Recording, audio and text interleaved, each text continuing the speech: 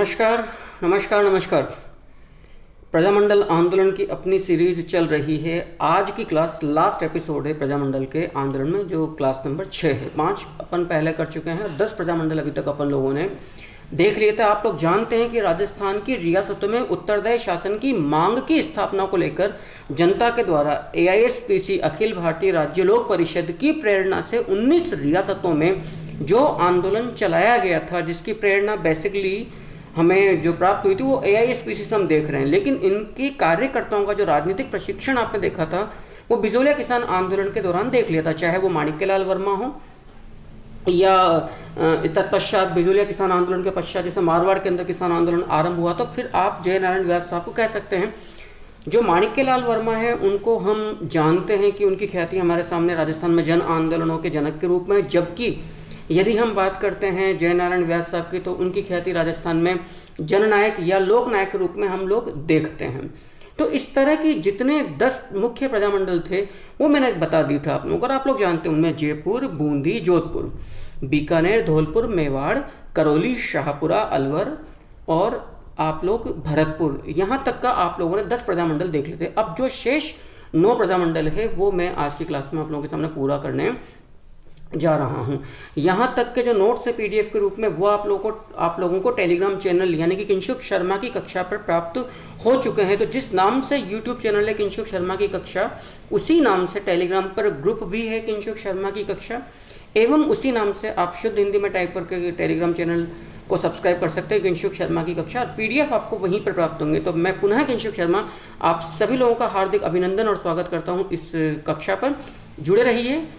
थोड़ा सा आदमी के जब इंसान होता है वर्ल्ड अफेयर्स में उलझा हुआ रहता है तो कहीं ना कहीं परेशानी रहती, तो एक नियमितता का क्रम टूटता है। लेकिन ये मेरा प्रॉमिस है आप लोगों को कि जैसे जैसे हम अपनी समस्याओं से उभरते रहेंगे आप लोगों को क्लासेस रेगुलर देते रहेंगे। प्रजामंडल आंदोलन, आइएगा आरंभ करते हैं आज के अपन क्लास को। जो मेरी अपनी एक आदत है कि मैं पुराना थोड़ा सा रिकेप करता हूँ, वो भी आप लोग एक बार देख लीजिए। तो ये 19 प्रजामंडल का एक चार्ट था जो आप लोग देख चुके हैं। जब मैं आप लोगों को प्रजामंडल आंदोलन के माइक्रो नोट्स प्रोवाइड करूंगा वहां पर ये चार्ट भी मिलेगा और शुरुआती जो सारांश है वो भी प्राप्त होगा। यद्यपि आज की जो लास्ट क्लास उसमें मैं कुछ नई चीज़ों को मैं जोड़ चुका हूं माइक्रो नोट्स के रूप में, और वो आप लोगों को अभी यहाँ मिल रहा है। हालांकि मैं अभी माइक्रो नोट्स के जो नोट्स हैं PDF के रूप में वो अभी प्रोवाइड नहीं करूंगा। अभी टेलीग्राम चैनल किंशुक शर्मा की कक्षा पर अवेलेबल नहीं होंगे। अभी तो सिर्फ जो रेगुलर नोट्स चल रहे हैं वो आप लोगों को आज मिल जाएगा इस वीडियो के साथ साथ। लेकिन चूंकि इस नक्शे में आप लोग देख सकते हैं, बहुत अच्छे से पढ़ सकते हैं कि ये 19 प्रजामंडलों का क्रम है जो आप लोग देख चुके थे। आइएगा आगे देखते हैं। कुल 19 प्रजामंडल थे। देखिएगा हम लोग यहाँ से बात करते हैं जो अंतिम प्रजामंडल है वो अंतिम प्रजामंडल कौन सा, झालावाड़ है। जबकि प्रथम प्रजामंडल को हम लोग देख चुके थे वो जयपुर है, जुलाई 1931 में उसकी स्थापना हुई थी। और एकमात्र प्रजामंडल जिसे नरेश का समर्थन प्राप्त था वो आप लोग देख चुके हैं, वो झालावाड़ है। अब सबसे बड़ी बात हम लोगों ने एक महत्वपूर्ण बात देखी थी, एकमात्र प्रजामंडल जिसका कभी भी रियासत की सरकार के साथ, रियासती प्रशासन के साथ, नरेश के साथ कभी कोई टकराव नहीं हुआ था, वो प्रजामंडल हम लोगों ने देखा था वो करौली था। उसकी वजह साफ है, टकराव इसलिए नहीं होगा कि ऐसी कोई मांग नहीं रखी गई प्रजामंडल के द्वारा या कोई सरकार विरोधी आंदोलन करौली में प्रजामंडल ने नहीं चलाया था, तो स्वाभाविक है कि टकराव की स्थिति उत्पन्न ही नहीं होगी। अगला देखिएगा, एक सबसे इंपॉर्टेंट बात, एकमात्र प्रजामंडल जिसने संपूर्ण राजस्थान में सबसे पहले राजनीतिक कार्य आरंभ किया था, बेहद इंपॉर्टेंट है। एकमात्र प्रजामंडल जिसने संपूर्ण राजस्थान में सर्वप्रथम राजनीतिक कार्य आरंभ किया था वो प्रजामंडल कौन सा, मारवाड़ प्रजामंडल या जोधपुर प्रजामंडल। याद रखिएगा आज की अंतिम कक्षा है, काफ़ी नियमितता के साथ, काफ़ी गौर करके, फोकस करके, ध्यानपूर्वक इसको धैर्य से ठीक से समझ लीजिएगा, पढ़ लीजिएगा। यहीं सारा मैटर आप लोगों को याद हो जाएगा। जो तरीका हमने अख्तियार किया हुआ रखा हुआ है पढ़ने का कि हम जितना पढ़ते हैं उससे कहीं अधिक रिपीट करते हैं क्लास के अंदर। ये जो रिपीटेशन होता है ये चीज़ें आपके दिमाग में बहुत अच्छे से सीमेंटेड हो जाती है, सॉलिड हो जाती हैं। तो एकमात्र प्रजामंडल जिसने संपूर्ण, मतलब या यूँ कह लीजिए एकमात्र, तो यहाँ शब्द गलत है, प्रजामंडल जिसने सबसे पहले राजस्थान में राजनीतिक कार्य आरंभ किया था वो था मारवाड़ प्रजामंडल। क्योंकि मारवाड़ प्रजामंडल के जो अभिभावक हैं, एक तरह से जो गॉडफादर हैं, वो जय नारायण व्यास साहब है। इसीलिए जय नारायण व्यास साहब को, जिन्होंने पोपाबाई की पोल, मारवाड़ का वर्तमान शासन जैसी कई पुस्तकों के द्वारा वहाँ के शासन की पोल खोली थी और उत्तरदायी शासन की अनिवार्यता अपरिहार्यता के ऊपर बल दिया था। इसीलिए जयनारायण व्यास, जिन्हें हमने 10 नंबरी कहा है, धुन का धनी कहा है, लक्कड़ और कक्कड़ कहा है, मास साहब कहा है, राइट, उन्हें हम शेर ए राजस्थान भी कहते हैं, राजस्थान का जननायक भी कहते हैं और राजस्थान का लोक नायक भी, इसीलिए हम उसे पुकारते हैं। याद रखना, जो अभी मैंने एक आपको टाइटल दिया कि इन्हें 10 नंबरी भी बोला गया है। किसे? जयनारायण व्यास साहब को। जयनारायण व्यास साहब को 10 नंबरी बोला गया है। आपको ये याद रखना, जयनारायण व्यास साहब को बोला गया है 10 नंबरी, लेकिन झालावाड़ के एक कार्यकर्ता हैं, झालावाड़ प्रजामंडल के एक अध्यक्ष, जो प्रथम अध्यक्ष थे, उनका नाम था मांगीलाल भव्य। काफ़ी महत्वपूर्ण बात मैं बोलने जा रहा हूँ। मांगीलाल भव्य को भी प्रजामंडल के रियासत के द्वारा जो उपाधि से नवाजा गया था, जो इन्हें कहा गया था, एक तरह से इनके लिए अपमान सूचक जो शब्द था, वो 10 नंबरी था। इसका मतलब हुआ कि 2 प्रजामंडल के कार्यकर्ताओं को 10 नंबरी के नाम से पुकारा गया। एक 10 नंबरी बोला गया जयनारायण व्यास साहब को, जिन्हें शेर ए राजस्थान भी कहा जाता है, लक्कड़ और कक्कड़ भी कहा जाता है, मास साहब भी कहा जाता है, धुन का धनी भी कहा जाता है, शेर ए राजस्थान भी कहा जाता है, राजस्थान का लोकनायक और जननायक भी कहा जाता है। उसे भी 10 नंबरी कहा गया जोधपुर रियासत के द्वारा। एवं झालावाड़ प्रजामंडल के जो प्रथम अध्यक्ष थे मांगीलाल भव्य, उसे भी झालावाड़ रियासत के द्वारा 10 नंबरी के नाम से पुकारा गया था। और प्रथम रियासत जिसने गैर राजनीतिक कार्यकर्ताओं, या यूं कह लीजिए गैर सरकारी कार्यकर्ताओं या प्रजामंडल के कार्यकर्ताओं को या जनता के निर्वाचित प्रतिनिधियों को एक तरह से अपने प्रतिमंडल में भागीदारी दी थी, वो प्रजामंडल या वो रियासत कौन सी है? जयपुर है। काफ़ी महत्वपूर्ण है, काफ़ी ज़्यादा महत्वपूर्ण है। तो प्रश्न यहाँ से क्या बनेगा, ये बात आप लोग देख सकते हैं। प्रश्न यहाँ से बनेगा, जनता के निर्वाचित गैर सरकारी प्रतिनिधियों को, जनता के निर्वाचित गैर सरकारी प्रतिनिधियों को, मैंने पिछली क्लास में भी इस बात को कहा था कि जो सरकार का जो हिस्सा नहीं होगा, जो जनता के द्वारा चुना जाएगा, जो जनता का प्रतिनिधित्व करेगा, वो गैर सरकारी कार्यकर्ता होगा। तो जनता के निर्वाचित गैर सरकारी प्रतिनिधियों को रियासती मंत्रिमंडल में सम्मिलित करने वाली जो राजपूताने की जो प्रथम रियासत थी, आप लोगों को जानकारी होनी चाहिए, वो रियासत कौन सी थी? वो रियासत हमारे सामने कौन सी आ रही है? जयपुर आ रही है। ये महत्वपूर्ण प्रश्न अब तक आप लोग देख चुके थे। आगे देखिएगा, एकमात्र प्रजामंडल संपूर्ण प्रजामंडल आंदोलनों में जिसके कार्यकर्ताओं ने राजधानी की पुलिस को बंदी बनाकर राजधानी पर अधिकार कर लिया था और शासक को पंगु बना दिया था, बड़ी असहाय स्थिति में लाके खड़ा किया था, वो कोटा है। इस बारे में आपको ध्यान रखना पड़ेगा कि कोटा की जनता की शायद आबो हवा तासीर ही इस तरह की थी। 1857 की क्रांति के दौरान भी आपने इस बात को बहुत अच्छे से देखा था और समझा था, बिल्कुल अच्छे से आप लोगों ने देखा था। 1857 की क्रांति के दौरान भी राजस्थान में जन आंदोलन की प्रवृत्ति आई थी। 57 की क्रांति में, यानी कि जो प्रवृत्ति थी, जो नेचर थी 1857 की क्रांति में कोटा में, वो जन क्रांति थी। उस दौरान भी जो कोटा की जो विद्रोही सैनिक टुकड़ियां थी, उन्होंने कोटा महाराव को बंदी बना लिया था। लगभग 6 माह से अधिक वक्त तक कोटा महाराव और शहर को अपने कब्जे में विद्रोहियों क्रांतिकारियों के द्वारा या विद्रोहियों के द्वारा रखा गया था। उसी प्रकार से प्रजामंडल के दौरान भी एकमात्र प्रजामंडल कोटा के कार्यकर्ताओं ने, याद रखिएगा, कार्यकर्ता जैन के द्वारा, इस बात को बहुत अच्छे से याद रखना, कोटा जो राजधानी थी, जो कोटा शहर था, उसकी पुलिस को, कोतवाली को में बंदी करके लगभग तिरंगा लहरा दिया था और संपूर्ण कोटा को पर अधिकार कर लिया था, नगर पर। इस दौरान कोटा के महाराव जो थे वो अपने आप को बड़ी असहाय स्थिति में पा रहे थे। इस तरह का एकमात्र प्रजामंडल कौन सा है? कोटा है। प्रजामंडल जिसने भारत छोड़ो आंदोलन में भाग नहीं लिया था, ये बात आप लोग जानते हैं, जेंटलमैन्स एग्रीमेंट के द्वारा, वो प्रजामंडल भी कौन सा है? ये बात भी आप लोगों को याद रखनी चाहिए। वो प्रजामंडल है जयपुर प्रजामंडल। मैं उम्मीद करता हूं कि यहाँ तक का जो मैटर है वो आप लोगों को बहुत अच्छे से समझ में आ रहा है, राइट। अगला देखिएगा, ये चीज आपने यहाँ पर अच्छे से देख ली है। तो प्रजामंडल जिसने भारत छोड़ो आंदोलन में भाग नहीं लिया, याद रखना, वो कौन सा है? वो है जयपुर प्रजामंडल। अब ये जो देखो, आप लोगों के मन में कई बार ये दुविधारी प्रश्न आ सकता है कि सर आपने ये पढ़ा दिया, आप बार बार क्यों रिपीट कर रहे हो? जो लोग मुझे बेहतर जानते हैं उन लोगों को मेरी एक नेचर मालूम होगी कि मैं क्लास में ही याद करवाता हूँ। उसकी तभी ये संभव होता है जब हम चीज़ों को बार बार याद रखें, क्योंकि मानवीय स्वभाव है भूलना। आगे देखिएगा, नरेश, और ये ये चीज़ें इतनी इंपॉर्टेंट है, इतनी महत्वपूर्ण चीज़ें हैं कि जनरली ये मैटर आपको किसी गाइड में या किसी एक कोचिंग के नोट्स में किसी टीचर के द्वारा पढ़ाने पर नहीं प्राप्त होंगी। अलबत्ता ऐसा हो सकता है कि इन क्लासेस के आने के बाद नकल हो जाएगी, वो लोगों की अपनी एक नेचर है, क्योंकि लपका गिरोह बहुत तैयार रहता है। बातें तो लोग बाग बड़ी बड़ी करते हैं जी, हमने इतनी किताबें पढ़ी, हमने ऐसा किया वैसा किया, हकीकत से सब लोग रूबरू हैं। नरेश, इस बात को याद रखना, संपूर्ण रियासतों में एकमात्र नरेश जिसने काफी पहले उत्तरदायी शासन की घोषणा कर दी थी, उत्तरदायी शासन की स्थापना की घोषणा कर दी थी, और इस चक्कर में ब्रिटिश हुकूमत के दबाव के चलते उसे अपनी गद्दी गंवानी पड़ी थी।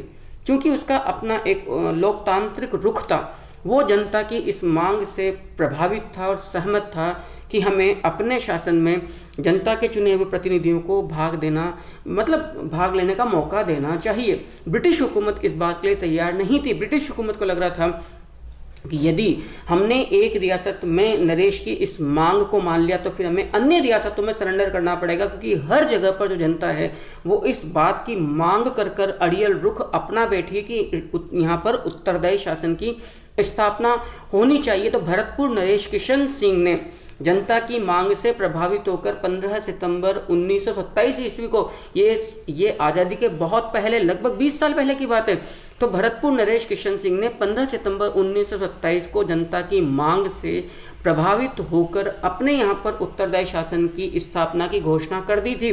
तो चूंकि ब्रिटिश हुकूमत को लगा कि यदि एक रियासत के राजा यदि झुक गया प्रजामंडल कार्यकर्ताओं या आप यूँ कह लीजिए जनता की मांग के आगे, तो 19 रियासतों में आपको उत्तरदायी शासन की स्थापना करनी पड़ेगी। और रियासतों के अलावा जो ब्रिटिश प्रांत जहां पर गांधीवादी राष्ट्रीय आंदोलन चल रहा है, फिर वहां पर भी उन्हें मौका देना पड़ेगा जनता को शासन में। फिर हमारा क्या रहेगा, मतलब फिर तो ताज़ो तख्त ही नहीं रहेगा, जो यूनियन जैक का जो आतंक है वो परचम नहीं लहराएगा। अतः ब्रिटिश हुकूमत सजग हुई, उसको बड़ी एक खतरनाक साजिश लगी भरतपुर के जाट महाराजा किशन सिंह साहब की। सोचिएगा इस जाट नरेश का कितना उदारवादी, कितना लोकतांत्रिक, कितनी दूरदर्शी सोच रही होगी। लेकिन मैं बार बार कह रहा हूँ कि इस देश में अच्छे और सच्चे लोगों के लिए जगह बहुत कम है, और इसीलिए भरतपुर महाराजा किशन सिंह को ब्रिटिश हुकूमत के दबाव के चलते त्याग पत्र देना पड़ा था। तो प्रश्न क्या बनेगा, एकमात्र रियासत या नरेश जहां के राजा को जनता की उत्तरदायी शासन की मांग को स्वीकारने एवं उत्तरदायी शासन की स्थापना की घोषणा करने के कारण त्यागपत्र देना पड़ा था, तो वो होगी रियासत भरतपुर, और नरेश का नाम है जाट महाराजा किशन सिंह। राइट, आगे देखिएगा। हम लोग इस बात को देख चुके हैं, वर्ष जिसमें सर्वाधिक प्रजामंडलों की स्थापना हुई थी वो 1938 था। यहाँ पे 5 प्रजामंडलों की स्थापना हुई थी, मेवाड़, शाहपुरा, करौली, अलवर और भरतपुर। बाहरी रियासतों में जिनमें प्रजामंडल की स्थापना हुई थी, सिरोही प्रजामंडल 1934 बॉम्बे में, बीकानेर प्रजामंडल 1935 कलकत्ता में, जैसलमेर प्रजामंडल 1945 में जोधपुर में, और भरतपुर प्रजामंडल दिसंबर 1938 में रेवाड़ी में। इस बात को हम लोग देख चुके थे। AISPC का एकमात्र अधिवेशन, इस बात को हम देख चुके थे, 2 दिवसीय हुआ था। 31 दिसंबर 1945 से 1 जनवरी 1946 तक ये हुआ था सालोटिया मैदान उदयपुर के अंदर, पंडित जवाहरलाल नेहरू की अध्यक्षता में, मेवाड़ प्रजामंडल के तत्वाधान में। आगे देखिएगा, इस बात को भी हम लोग देख चुके थे, लेकिन फिर भी पढ़ लीजिए। राष्ट्रीय नेताओं का आगमन, इसमें कस्तूरबा गांधी जो हैं, कस्तूरबा गांधी पहली बार जयपुर प्रजामंडल के दौरान आई थी, जयपुर प्रजामंडल के प्रथम अधिवेशन में 9 मई 1938 में। और इसी प्रकार से कस्तूरबा गांधी जो चांदकरण शारदा की अध्यक्षता में नवंबर 1931 में दो दिवसीय 24 नवंबर और 25 नवंबर 1931 में जो अजमेर के अंदर जो मारवाड़ राज्य लोक परिषद का जो प्रथम जो अधिवेशन हुआ था, वहाँ पर भी कस्तूरबा गांधी जी उपस्थित हुई थी। विजय लक्ष्मी पंडित साहब जो थी वो जोधपुर प्रजामंडल में उपस्थित हुई थी नवंबर 1938 में, जबकि सुभाष चंद्र बोस दिसंबर 1938 में जोधपुर प्रजामंडल में ही आए थे। और पंडित जवाहरलाल नेहरू का जून 1945 ईस्वी में जोधपुर प्रजामंडल में आगमन हुआ था। इसी प्रकार से आचार्य JB कृपलानी और विजय लक्ष्मी पंडित जो शाहपुरा हवेली में मेवाड़ प्रजामंडल का जो प्रथम अधिवेशन हुआ था नवंबर 1941 में, वहाँ पर वो उपस्थित हुए थे। कुछ टाइटल्स अभी मैंने अधूरे छोड़े हुए हैं, आपको माइक्रो नोट्स के रूप में प्राप्त होंगे, इंतजार कीजिए। मैं बार बार बोल रहा हूँ, टेलीग्राम चैनल को सब्सक्राइब कर लीजिएगा। टेलीग्राम चैनल आपको मिल जाएगा किंशुक शर्मा की कक्षा के नाम से। मैं फिर बोल रहा हूँ, किंशुक शर्मा की कक्षा के नाम से टेलीग्राम ग्रुप भी है और टेलीग्राम चैनल भी है। मैं नोट्स जो PDF नोट्स हैं वो सिर्फ और सिर्फ टेलीग्राम चैनल पर ही प्रोवाइड करवाऊंगा। और आप लोग जानते हैं ये नोट्स इस तरह के जा रहे हैं कि इसके बाद आपको कोई बुक, कोई नोट्स, कुछ भी उठाने की आवश्यकता नहीं है। इससे पहले यूट्यूब के इतिहास में नहीं, राजस्थान की कोचिंग जगत के इतिहास में इस तरह के नोट्स आप लोगों को नहीं मिले हैं। अलबत्ता ये बात आपको कहनी चाहिए, लेकिन मुझे इसलिए कहनी पड़ रही ताकि आप लोग ट्रस्ट कर सकें और आप कंपेयर कर सकें। खुला खाता है यहाँ, तो ऑनलाइन मामला है, खुलकर बोल रहा हूँ, सामने बोल रहा हूँ। आगे देखिए, तो ये जो कॉलम है, ये कॉलम आपको जब मैं माइक्रो नोट्स दूंगा वहाँ पर ये पूरा प्राप्त होगा। अब इंतजार करिए कि माइक्रो नोट्स आपको प्रजामंडल आंदोलन का किस रूप में प्राप्त होगा। आप लोग समझ लीजिएगा, 2 या 3 पेज में समेटूंगा पूरे प्रजामंडल आंदोलनों को माइक्रो नोट्स के रूप में। अब तब तक के लिए तो आपको इंतजार करना पड़ेगा। तो नेताओं की प्रसिद्धि और उपाधियां आपको वहां प्राप्त होगी। अब ठक्कर बापा, एक बात याद रखना, बेहद महत्वपूर्ण नाम है ठक्कर बापा का। भारतीय जनजातियों के इतिहास में जिस व्यक्ति ने सबसे पहले जनजाति उत्थान या दलितों के उत्थान के लिए कार्य किया, वो ठक्कर बापा थे। तो ठक्कर बापा की प्रेरणा से 2-3 रियासतों में हरिजन उत्थान, जनजातियों के उत्थान पर काफ़ी महत्वपूर्ण कार्य किया गया था। ये कार्यकर्ता कौन कौन से, ये प्रजामंडल कौन कौन से, ज़रा देखिएगा। आप लोगों को यहाँ पे देखना पड़ेगा, ठक्कर बापा की प्रेरणा से 1935 में डूंगरपुर में भोगीलाल पांड्या, जिससे आप लोग जानते हैं भोगीलाल पांड्या को वागड़ का गांधी भी कहा जाता है। और जो लोग मुझे मानते हैं कुछ, वो लोग बेहतर जानते हैं कि अब तक आप लोग कॉपी पेन लेकर बैठ गए होंगे। तो जरा मुझे बताइएगा, शेखावाटी का गांधी किसको बोला गया है, मेवाड़ का गांधी किसको बोला गया है, जरा लिखिएगा एक बार। राजस्थान का गांधी किसको बोला गया है, याद है ना आप लोगों को? मेवाड़ का गांधी किसको बोला गया है, शेखावाटी का गांधी किसको बोला गया है, राजस्थान का गांधी किसको बोला गया है, वागड़ का गांधी किसको बोला गया है, ये आप लोगों के सामने है भोगीलाल पांड्या।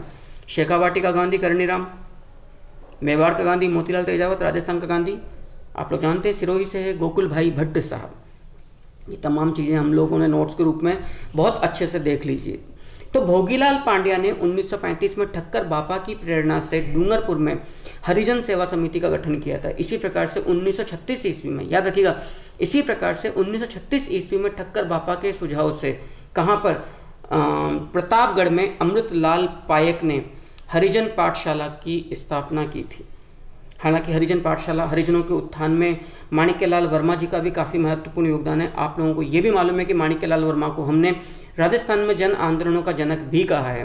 तो याद रखिएगा, डूंगरपुर प्रजामंडल में ठक्कर बापा की प्रेरणा से भोगीलाल पांड्या ने, जबकि प्रतापगढ़ प्रजामंडल में अमृतलाल पायक, जो प्रतापगढ़ प्रजामंडल के संस्थापक थे, उन्होंने 1936 में हरिजन पाठशालाओं की स्थापना की थी। विभिन्न रियासतों में जन जागरण के अग्रदूत कौन कौन है, जरा एक बार ये भी देख लीजिए। जयपुर में जन जागृति का जो अग्रदूत है वो है अर्जुनलाल सेठी, जिन्हें राजस्थान में उग्र क्रांति का जनक भी कहा जाता है। जोधपुर में जयनारायण व्यास और चांदमल सुराणा। जयनारायण व्यास, जिन्हें लक्कड़ और कक्कड़, धुन का धनी, 10 नंबरी शेर ए राजस्थान, राजस्थान का लोकनायक, राजस्थान का जननायक के नाम से भी पुकारा जाता है। 10 नंबरी के नाम से आप लोग जानते हैं झालावाड़ प्रजामंडल के अध्यक्ष और संस्थापक मांगीलाल भव्य को भी पुकारा गया है। बीकानेर में कन्हैयालाल ढूंढ और स्वामी गोपाल दास, ये आप लोग देख चुके हैं। शाहपुरा में महाराजा उम्मेद सिंह खुद जन जागृति के अग्रदूत थे, जबकि अलवर में पंडित हरिनारायण शर्मा। भरतपुर में जगन्नाथ दास अधिकारी एवं गंगा प्रसाद शास्त्री को जन जागरण का अग्रदूत कहा जाता है। शेखावाटी में आप लोग बहुत अच्छे से देख चुके हैं सेठ देवी बख्श सर्राफ, जिनकी अध्यक्षता में 1927 में मंडावा में आर्य समाज की स्थापना प्रथम अधिवेशन हुआ था। धौलपुर में आप लोग जानते हैं, धौलपुर के अंदर ज्वाला प्रसाद जिज्ञासु और यमुना प्रसाद है। सिरोही के अंदर मोतीलाल तेजावत है। सिरोही में जन जागरण के अग्रदूत मोतीलाल तेजावत है। मोतीलाल तेजावत, जिन्हें याद रखना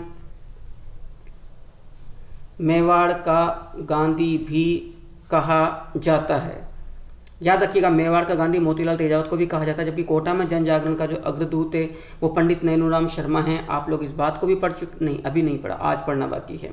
नेक्स्ट देखिएगा, कुशलगढ़ की यदि बात की जाए, कुशलगढ़ में जन जागरण के अग्रदूत पन्नालाल त्रिवेदी हैं। बांसवाड़ा में चिमनलाल मालोत हैं। डूंगरपुर में जन जागरण के अग्रदूत वागड़ के गांधी भोगीलाल पांड्या है। प्रतापगढ़ में अमृतलाल पायक, अभी आपने देखा था, ठक्कर बापा की प्रेरणा से आपने हरिजन पाठशालाएं, भोगीलाल पांड्या ने 1935 में डूंगरपुर में और प्रतापगढ़ में अमृतलाल पायक ने 1936 में। जैसलमेर में जन जागृति के जो नायक हैं वो सागरमल गोपा हैं। सागरमल गोपा, जिन्हें राजस्थान का अमर शहीद भी कहा जाता है। 4 अप्रैल 1946 को जेल में थानेदार गुमान सिंह ने मिट्टी का तेल छिड़क कर आपको जिंदा जला दिया था। सागरमल गोपा जिन्हें राजस्थान का अमर शहीद भी कहा जाता है। आप जैसलमेर में एक ब्राह्मण परिवार में आपका जन्म हुआ था, जबकि झालावाड़ में जन जागृति के जो नायक हैं वो श्याम शंकर एवं अटल बिहारी हैं। इस प्रकार से किसी भी क्लास के अंदर में नई जानकारियां लेकर ही हमेशा आपके सामने आऊँगा, और ये माइक्रो नोट्स के रूप में इस तरह की जितनी भी महत्वपूर्ण जानकारियां वो सब की सब एक साथ आपको प्राप्त हो जाएगी। इसका एक फ़ायदा ये मिलता है इस तरह की टीचिंग का कि जितनी भी क्लासेज पहले निकल चुकी हैं वो सारी की सारी आपके सामने रिवाइज होती चली जाती है। एक अगला देखिएगा, केसरिया की बात की जाए तो आप लोगों ने देखा था 11 महिलाओं के द्वारा केसरिया साड़ी पहनकर केसरिया साड़ी सत्याग्रह जोधपुर में किया गया था, जबकि मेवाड़ प्रजामंडल की बात की जाए तो वहाँ पर रमेश चंद्र ओझा ने 2 अक्टूबर 1938 ईस्वी को विजयादशमी के अवसर पर रमेश चंद्र व्यास ने, माफ करना, रमेश चंद्र व्यास ने, ओझा जी नहीं, रमेश चंद्र व्यास के द्वारा व्यक्तिगत सत्याग्रह का आरंभ किया गया था। कहाँ पर? मेवाड़ में। कुछ प्रमुख नेताओं को आप लोग देखेंगे, वो असल में यहाँ पे मैंने ले दिया, लेकिन मैं इन सबको लूँगा उपाधियों के रूप में। दूसरा जवाहरलाल नेहरू भरतपुर प्रजामंडल के कार्यकर्ता जुगल किशोर या युगल किशोर चतुर्वेदी को बोला गया है, जबकि गोकुल वर्मा को शेर ए भरतपुर के नाम से भी पुकारा गया है। याद रखिएगा, गोकुल वर्मा को शेर ए भरतपुर के नाम से भी पुकारा गया है। इस बात को भी आप लोग जानते हैं, और नहीं जानते हो तो आपको ये चीज़ याद रखनी ही पड़ेगी। गोकुल वर्मा को भरतपुर जो प्रजामंडल के कार्यकर्ता हैं उन्हें शेर ए भरतपुर के नाम से पुकारा गया है। अगला यदि हम लोग देखें, जो प्रमुख मौतें हुई हैं उन्हें देखिएगा, ये भी काफ़ी ज़्यादा महत्वपूर्ण ये कॉलम है। यहाँ पर जोधपुर प्रजामंडल के कार्यकर्ता, आप लोग इस बात को भी पढ़ चुके हैं, जोधपुर प्रजामंडल के जो कार्यकर्ता थे बाल मुकुंद बिस्सा, जिन्हें मारवाड़ का जतिन दास भी कहा गया है, उनकी डेथ हुई थी 19 जून 1942 ईस्वी को। इसी प्रकार से डाबड़ा हत्याकांड में पन्नाराम चौधरी और मोतीराम चौधरी की मृत्यु हुई थी 13 मार्च 1947 को, और 1 जुलाई 1946 को बीकानेर प्रजामंडल में रायसिंह नगर हत्याकांड में जो डेथ हुई थी वो हुई थी किसकी? बीरबल सिंह ढालिया जी की। डाबड़ा हत्याकांड की बात मैंने आपको करी दी। इसी प्रकार से जो तसीमो हत्याकांड हुआ था, याद रखिएगा, जो तसीमो हत्याकांड हुआ था, तसीमो हत्याकांड 12 नवंबर 1946 को धौलपुर प्रजामंडल में हुआ था। इसमें जो प्रथम शहीद थे जो हुए थे वो छतर सिंह परमार है, जबकि ठाकुर पंचम सिंह कुशवाहा द्वितीय शहीद थे। इसी प्रकार से जैसलमेर प्रजामंडल की बात की जाए तो सागरमल गोपा की जो डेथ हुई थी वो हुई थी 4 अप्रैल 1946 ईस्वी को। याद रखना, सागरमल गोपा जिन्हें राजस्थान का अमर शहीद भी कहा जाता है। इसी प्रकार से यदि मैं रास्तापाल हत्याकांड की बात करूं डूंगरपुर प्रजामंडल के दौरान, याद रखना ये भी अभी आने वाला है। रास्तापाल हत्याकांड डूंगरपुर प्रजामंडल में, ये रास्तापाल हत्याकांड कब हुआ था? 19 जून 1947 ईस्वी को हुआ था। मैं बार बार आप लोगों को बोलता हूँ, इसीलिए जब आप लोग क्लास में बैठें तो आप लोगों को चाहिए कि आप कॉपी पेन लेकर साथ में बैठें, ताकि आप साथ के साथ लिखते चले जाएं। तो डूंगरपुर प्रजामंडल में सरकारी विद्यालयों को बंद करवाने का विरोध किया गया था अध्यापक सेंगाभाई के द्वारा और विद्यालय संरक्षक नानाभाई खांट के द्वारा। यहाँ पर नानाभाई खांट और जो छात्रा थी 12 वर्षीय भील कन्या कालीबाई, इनको गोली मारी गई थी। तो ये रास्तापाल हत्याकांड था। और सागरमल गोपा हत्याकांड जैसलमेर के अंदर आप लोगों ने देखा था। रास्तापाल जो हत्याकांड है वो डूंगरपुर प्रजामंडल के दौरान हुआ था 19 जून 1947 ईस्वी। नेक्स्ट अगला देखिएगा, विभिन्न समितियां, ये हमें बाद में पढ़नी है, ये छोटा हुआ कॉलम है, इसको भी मैं लूँगा, अभी किसी वजह से मैं ले नहीं पाया हूँ। आगे अपन अपनी कहानी को और स्टार्ट करते हैं। मेरे पास मेरा पेन यहाँ पर फिलहाल अभी गायब हो रहा है। ओके, चलिए बाद में लिख लेंगे। मतलब मैटर आप लोगों को मिल जाएगा, ये मेरी तरफ से पूरा कंफर्म आप लोगों को मेरा प्रॉमिस है। अगला देखिएगा, यदि मैं इसी क्लास की और आप लोगों से बात करूं तो यहाँ पर आपको एक बात और ठीक से समझनी होगी। चलिए, ये सज्जन, ये घड़ी यहाँ पर ठीक है, इस बहाने इस घड़ी से मुझे टाइमिंग का भी ध्यान रहता है, कितना टाइम चल रहा है इस क्लास का। ओके, आ जाइए नेक्स्ट।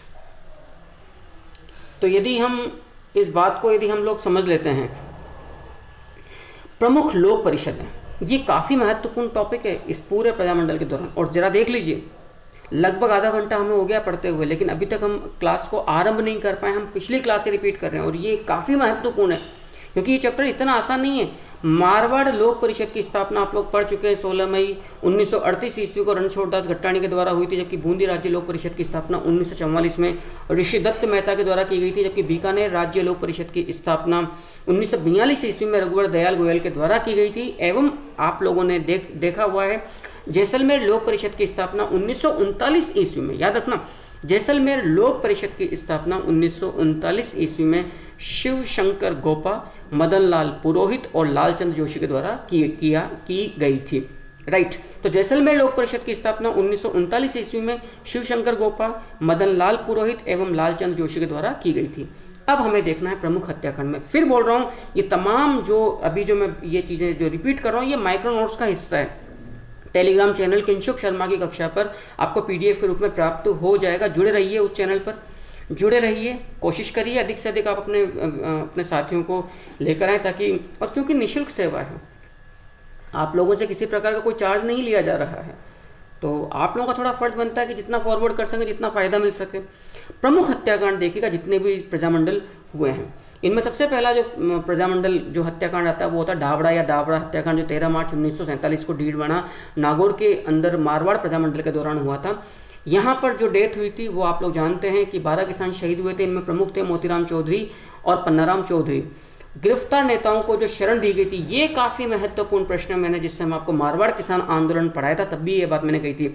मौलासर के सेठ डूंगर जी ने जो कार्यकर्ता गिरफ्तार किए गए थे डाबड़ा हत्याकांड के पश्चात, इन्होंने हस्तक्षेप किया था, रियासती प्रशासन को गुजारिश की थी कि भाई आप इन्हें, फिर मौलासर के ठाकुर सेठ डूंगर जी, मतलब ठाकुर तो नहीं, माफ करना, सेठ जी डूंगर जी के हस्तक्षेप के पश्चात फिर इन कार्यकर्ताओं को रिहा कर दिया गया था। इसी प्रकार से बीकानेर प्रजामंडल के दौरान 1 जुलाई 1946 ईस्वी को रायसिंह नगर हत्याकांड हुआ था श्रीगंगानगर के अंदर, और इसमें जो प्रमुख शहीद हुए थे वो थे बीरबल सिंह ढालिया, जिनकी स्मृति में 17 जुलाई 1946 ईस्वी को, याद रखना 17 जुलाई 1946 ईस्वी को बीरबल दिवस मनाया जाता है। इसी प्रकार से बात की जाए तो जो ये रायसिंह नगर जो हत्याकांड हुआ था 1 जुलाई 1946 को, इसकी जांच के लिए all India state people conference यानी कि AISPC की तरफ से गोकुल भाई भट्ट एवं हीरालाल शास्त्री ने जांच की थी। इसी प्रकार से बीकानेर प्रजामंडल या बीकानेर किसान आंदोलन की बात की जाए तो एक हत्याकांड आपको और पढ़ना पड़ता, कांगड़ हत्याकांड, जो 1 नवंबर 1946 ईस्वी को चूरू डिस्ट्रिक्ट में जो रतनगढ़ तहसील है वहाँ पर हुआ था। इसी प्रकार का एक हत्याकांड आप लोग जानते हैं, तसीमो हत्याकांड 12 नवंबर 1946 ईस्वी को, पिछली क्लास में हम लोग देख चुके हैं। धौलपुर के दौरान जब नीम के पेड़ पर तिरंगा लहराया हुआ था तो पुलिस ने उस तिरंगे को उतारने की जो कार्यवाही की, इसका विरोध प्रजामंडल के कार्यकर्ताओं के द्वारा किया गया। कहते हैं कि पहली गोली छतर सिंह परमार को लगी और दूसरी गोली ठाकुर पंचम सिंह कुशवाहा को लगी। ये कहा जाता है इस हत्याकांड के दौरान कि एक एक करके कार्यकर्ता खड़े होते गए, गोली खाते गए, गिरते गए, मरते गए, अपनी शहादत देते गए, लेकिन जब तक प्रत्येक कार्यकर्ता को गोली नहीं पड़ी तब तक पुलिस तिरंगा नहीं उतार पाई थी। कहाँ से? और आप लोगों को मालूम है कि उस जमाने में रियासतों के अंदर राष्ट्रीय आंदोलन या स्वाधीनता या कांग्रेस के प्रतीक चिन्ह के रूप में तिरंगा लहराना एक तरह का देशद्रोह माना गया था रियासती शासन या नरेशों की नज़र में। तो यहाँ पर भी AISPC की तरफ से जो भेजा गया था जांच के लिए तसीमो हत्याकांड जो 12 नवंबर 1946 को धौलपुर प्रजामंडल के दौरान हुआ है, वो पंडित हीरालाल शास्त्री और गोकुल भाई भट्ट को भेजा गया था। रास्तापाल हत्याकांड, जैसा मैंने अभी कहा, डूंगरपुर प्रजामंडल में 19 जून 1947 को हुआ था। पुलिस द्वारा विद्यालय बंद करवाने की कार्यवाही का विरोध किया गया था यहाँ पर, और यहाँ पर नानाबाई खांट और 12 वर्षीय भील कन्या कालीबाई को गोली मारकर हत्या कर दी गई थी। सागरमल गोपा हत्याकांड हम बार बार पढ़ चुके हैं, मैं समझता हूँ कि ये तो आपको बहुत अच्छे से अब तक याद हो गया होगा। 4 अप्रैल 1946 ईस्वी को जैसलमेर प्रजामंडल के अंदर थानेदार गुमान सिंह ने महारावल जवाहर सिंह भाटी के इशारे पर मिट्टी का तेल छिड़क कर आपकी हत्या कर दी थी, और इनकी हत्या के पश्चात जैसलमेर की दीवारों पर खून के बदले खून नारे लिख दिए गए थे। गोपाल स्वरूप पाठक आयोग इस हत्याकांड की जांच के लिए बिठाया गया था, जिसने सागरमल गोपा की हत्या को आत्महत्या करार दिया था। आगे देखिएगा प्रमुख दिवस, मैं समझता हूँ ये लास्ट कॉलम है माइक्रोनोट्स का। रियासती दिवस, दैट इज़ वेरी इंपॉर्टेंट, याद रखना ये काफ़ी महत्वपूर्ण है। एक्सक्यूज मी, रियासती दिवस की स्थापना विभिन्न प्रजामंडलों के दौरान याद रखना बेहद बेहद महत्वपूर्ण है। 19 अप्रैल 1942 ईस्वी को मनाया गया था, जबकि जयपुर प्रजामंडल में मोतीलाल दिवस 5 अप्रैल 1931 को, किसान दिवस 1 मार्च 1941 को और जयपुर दिवस 12 मार्च 1939 को, और जयपुर प्रजामंडल में ही सीकर दिवस 19 जून 1938 ईस्वी को कूदन हत्याकांड के विरोध में मनाया गया था। मैं थोड़ा स्पीड से इसलिए रिपीट कर रहा हूँ कि मेरा ये मानना है कि मैंने अब तक ये बातें न जाने कितनी बार रिपीट कर दी, तो मैं ये मानकर चल रहा हूँ कि इस बहाने कम से कम आप लोग स्पीड से इन चीज़ों को रिवाइज कर रहे हैं। फिर बोल रहा हूँ, हमेशा कॉपी पेन लेकर साथ में बैठो, हमेशा कॉपी पेन लो, साथ में बैठो, ताकि आप लोगों को चीज़ें आसानी से याद होती चली जाएं। मैं थोड़ा सा मेरे एक मोबाइल को बंद कर दूँ। नेक्स्ट, अगला देखिएगा।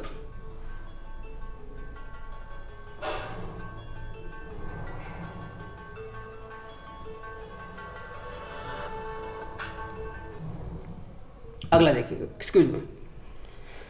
तो ये प्रमुख दिवस है और काफी महत्वपूर्ण है। कई बार हमें परेशान भी करते हैं, काफी परीक्षाओं में ये दिवस इस तरह के पूछे जा चुके हैं। इनमें एक दिवस आता है रियासती दिवस, जैसा मैंने अभी कहा, काफ़ी महत्वपूर्ण है, याद रखिएगा, और कोई चारा नहीं है भैया, ये तो पढ़ना ही पड़ेगा। रियासती दिवस विभिन्न रियासतों के द्वारा 19 अप्रैल 1942 ईस्वी को मनाया गया।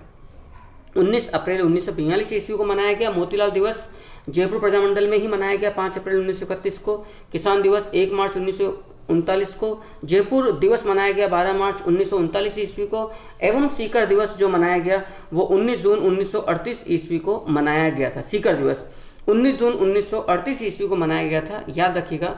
ये तमाम जो मनाए गए थे जयपुर प्रजामंडल के अंदर मनाए गए थे। सीकर दिवस का जो आयोजन किया गया था वो शेखावाटी किसान आंदोलन के दौरान जो कूदन हत्याकांड हुआ था उसके विरोध में मनाया गया था। जबकि आपको मैं बार बार कह चुका हूँ, कूदन हत्याकांड के विरोध में एक दिवस, कूदन हत्याकांड के विरोध में जो अखिल भारतीय जाट महासभा थी उसने 26 मई 1935 ईस्वी को 26 मई 1935 ईस्वी को जो दिवस मनाया था वो सीकर दिवस था। तो मैं बार बार बोल रहा हूँ, सीकर दिवस जयपुर प्रजामंडल के दौरान भी मनाया गया 19 जून 1938 ईस्वी को। और अखिल भारतीय जाट महासभा ने राष्ट्रीय स्तर पर, भाई जो जयपुर प्रजामंडल ने जो मनाया वो तो रियासती स्तर पर मनाया, अखिल भारतीय राष्ट्रीय स्तर पर जो मनाया गया था वो था अखिल भारतीय जाट महासभा के द्वारा 26 मई 1935 ईस्वी को। कृष्णा दिवस जो मनाया गया था वो जोधपुर प्रजामंडल में मनाया गया था 1936 ईस्वी में। शिक्षक दिवस 21 जून 1936 ईस्वी को जोधपुर प्रजामंडल में ही। मारवाड़ सत्याग्रह दिवस 26 जुलाई 1942 ईस्वी को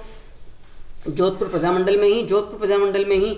दमन विरोध दिवस मनाया गया था 25 सितंबर 1942 ईस्वी को, 25 सितंबर 1942 ईस्वी को। इसी प्रकार का विधानसभा, याद रखिएगा, विधानसभा विरोध दिवस मनाया गया था 14 नवंबर 1947 ईस्वी को जोधपुर प्रजामंडल के अंदर ही। अब आप सोचिएगा कितने महत्वपूर्ण दिवस ये आपके सामने, कितने परेशान करेंगे यदि ये चीज़ें हमें याद ना हो तो। एग्जामिनर का क्या है, कहीं से भी उठा कर उसको सिर्फ एक क्वेश्चन लिखना है, लेकिन अपना सिलेक्शन दांव पर लग जाएगा यदि अपने को ये याद नहीं हुआ।